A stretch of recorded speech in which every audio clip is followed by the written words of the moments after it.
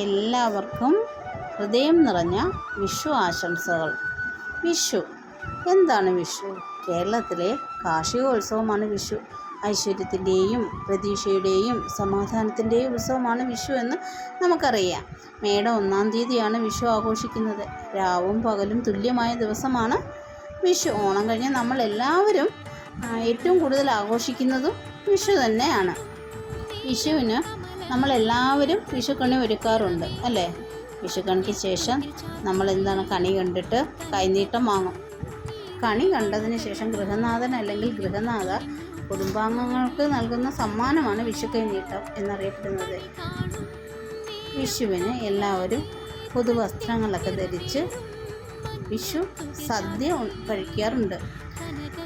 വിഷു സദ്യയും വളരെ പ്രധാനമാണ്. വിഷുവിൻ്റെ പ്രധാന ചടങ്ങുകൾ കൊന്നമരവും അവയുടെ മഞ്ഞപ്പൂക്കളുമാണ്. വിഷുവിന് വളരെ പ്രധാനമാണ് ഈ കൊന്നപ്പൂവ്.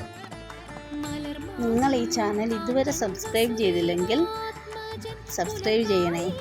കൂടെ ഷെയർ ചെയ്യണം, ലൈക്ക് ചെയ്യണം, കമൻറ്റ് ചെയ്യണം. Thanks for watching.